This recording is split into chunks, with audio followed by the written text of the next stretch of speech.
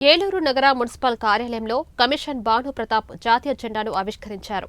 76వ గణతంత్ర దినోత్సవ వేడుకలు మున్సిపల్ కార్యాలయంలో ఘనంగా జరిగాయి. నగర మేయర్ షేక్ నూజహాన్ పెదబాబు, పలువురు కార్పొరేటర్లు, కార్యాలయ సిబ్బంది, పాఠశాల విద్యార్థులు పాల్గొని జాతీయ గీతాలను ఆలపించారు.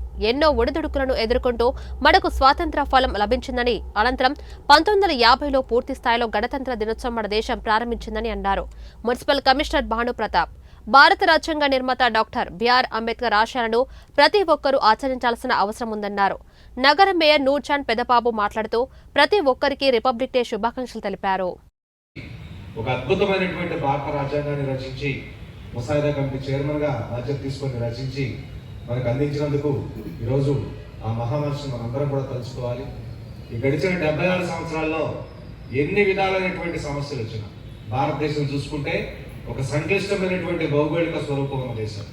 వివిధ ప్రాంతాలు, వివిధ భాషలు, వివిధ రకాల జాతులు, మతాలు అన్ని డిఫరెంట్ బైఫర్కేషన్ ఉన్నా కానీ చివరికి అల్టిమేట్ గా వీఆర్ ఆల్ ఇండియన్స్ అనేటువంటి ఫీలింగ్ తీసుకొచ్చేటువంటి రాజ్యాంగాన్ని రచించి మనకు అందించినందుకు ఆయనకు మనందరం మనస్ఫూర్తిగా నివాళులు అర్పించుకుంటూ, కార్పొరేటర్లు, కోఆప్షన్ సభ్యులు, గౌరవ సెక్షన్ హెడ్స్ కి అందరికీ, అధికారులందరికీ కూడా, సిబ్బందికి అందరికీ పేరు పేరున నా హృదయపూర్వక నమస్కారాలు తెలియజేసుకుంటూ, గౌరవ ముఖ్యమంత్రి శ్రీ నారా చంద్రబాబు నాయుడు గారి సారథ్యంలో మరి అమరావతి నిర్మాణం కానివ్వండి, పోలవరం ప్రాజెక్టు నిర్మాణం కానివ్వండి, ఇవన్నీ కూడా ఆయన సారథ్యంలో మరి తొందరలో అవన్నీ కూడా నిర్మాణం చేసుకోవడం జరుగుతుంది.